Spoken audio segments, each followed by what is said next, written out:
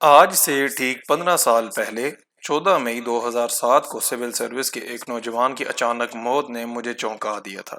حماد رضا بلوچستان میں میرے ساتھ تھا، ایک جاذب نظر، خوش گفتار اور محنتی آفیسر جسے افتخار محمد چودھری صاحب جب سپریم کورٹ کے چیف جسٹس بنے تو اپنے پاس لے گئے اور ایڈیشنل رجسٹرار لگا دیا۔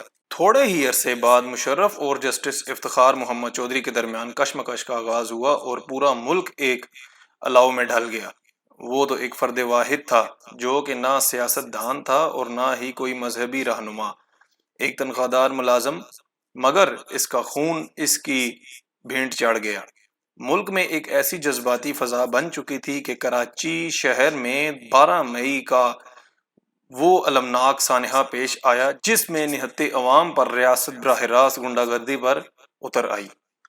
ایک حکومتی گروہ ایم کیو ایم لندن نے براہ راست اس خونی کھیل میں حکومت کا ساتھ دیا اور اس دن کے فسادات میں 48 لوگ جان سے گئے۔ رات ڈی چوک میں مشرف نے مکے لہرا کر کہا، دیکھا ان لوگوں کی طاقت۔ مشرف انا کے گھوڑے پر سوار تھا اور اس انا کے پاؤں تلے روندنے کے لیے انتہائی محفوظ اور سیکیورٹی والے زون میں حماد رضا کے گھر ڈاکو داخل ہوئے اور بقول شبانہ بھابی اسے طاق کر نشانہ بنایا اور چلے گئے۔ 15 سال ہو گئے، نہ ڈاکوؤں کا کچھ اتا پتہ معلوم ہوا اور نہ ہی بعد میں آنے والے کسی شخص نے اس قتل کے محرکات جاننے کی کوشش کی۔ ایک سرکاری ملازم کو کون پوچھتا؟ کراچی میں مرنے والے 48 لوگوں کے قتل کا آج تک کسی نے حساب نہیں لیا۔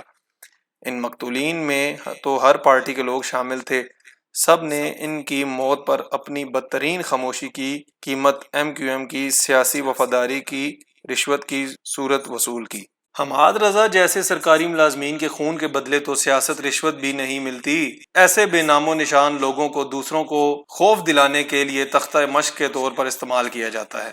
تحریک ختم نبوت 1974 اور تحریک نظام مصطفیٰ 1977 میں جیل میں عام سیاسی کارکنوں کو بہت بڑی تعداد میں پکڑ کر لایا گیا تھا۔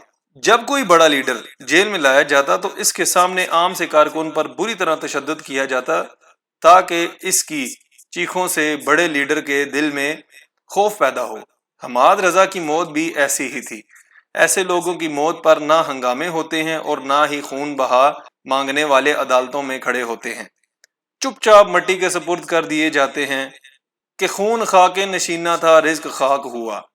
لیکن ان کی موت بڑے لوگوں کے لیے خوف کا سامان بن جاتی ہے۔ اس کے بعد جولائی 2007 میں ایک اور واقعہ، لال مسجد اور جامعہ حفظہ آپریشن، یہ بھی پورے ملک میں مخالفین پر دہشت اور خوف مسلط کرنے کے لیے کیا گیا تھا۔ بے قصور بچے جان سے گئے لیکن کوئی آج تک صحیح تعداد بھی نہیں بتا پایا۔ ٹھیک 7 سال بعد 17 جون 2014 کو ماڈل ٹاؤن میں علامہ طاہر القادری صاحب کے منہاج القرآن میں نہتے لوگوں کو خون میں نہلایا گیا۔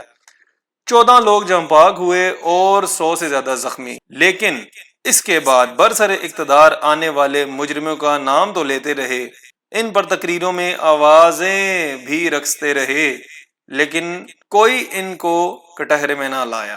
ڈاکٹر رضوان کی موت بھی ایک ایسے مسلسل خوف کے عالم کی موت ہے۔ ایک ایماندار آفیسر کے دل میں بہت سے خوف ہوتے ہیں۔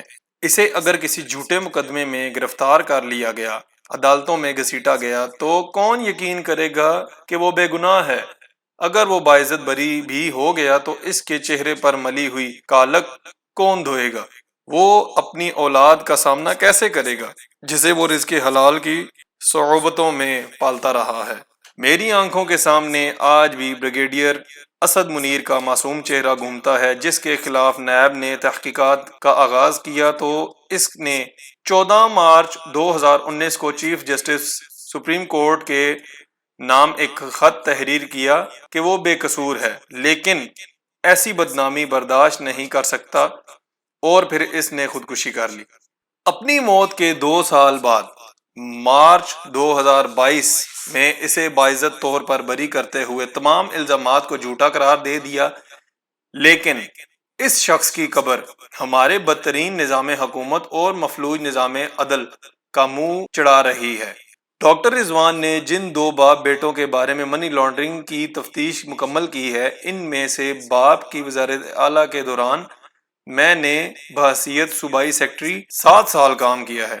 ڈاکٹر رضوان بھی ان دنوں کا ہمارا ساتھی تھا، ایک مرنج ایماندار، محنتی اور فرض شناس آفیسر۔ ہمیں معلوم تھا کہ کیسے وزیر اعلیٰ ہاؤس سے آفیسران کو علیحدہ علیحدہ بلا کر کبھی خوفزدہ کیا جاتا تھا اور میٹنگوں میں بھی سب کے سامنے ذلیل و رسوا کیا جاتا تھا۔ ڈاکٹر رضوان کی شومیہ قسمت کہ اسے انہی باپ بیٹوں کی منی لانڈرنگ کا کیس تفتیش کے لیے ملا۔ اسے عدالت میں بیٹے نے دھمکی دی۔ پارٹی کے 2 وکیل رہنماؤں نے پریس کانفرنس کر کے کہا، ہم تمہیں عبرت کا نشان بنا دیں گے۔ وہ حکومت کے آتے ہی طویل رخصت پر چلا گیا کہ بوجھ کم ہو، لیکن ایسے شریف النفس اور ایماندار آدمی کے دل کا خوف کبھی نہیں جاتا۔ وہ معمولی سی بدنامی کو بھی اپنے لیے حد تک سمجھتا ہے۔ موت سے 2 دن پہلے بات ہوئی، سخت پریشان تھا۔ کہنے لگا، مقدمے کا چالان میں نے بنایا تھا، میری گواہی بہت اہم ہے، لیکن مجھے کون گواہی دینے کے قابل چھوڑے گا؟ وہ اس دنیا سے چلا گیا اس دن کی گواہی کے لیے جس دن کے بارے میں اللہ فرماتا ہے، ہم آج کے دن ان کے منہ پر موریں لگا دیں گے اور ان کے ہاتھ ہم سے باتیں کریں گے اور ان کے پاؤں گواہیاں دیں گے۔ اگر اس دنیا میں مکمل انصاف ہونا ہوتا تو اللہ کبھی روز جزا رکھتا۔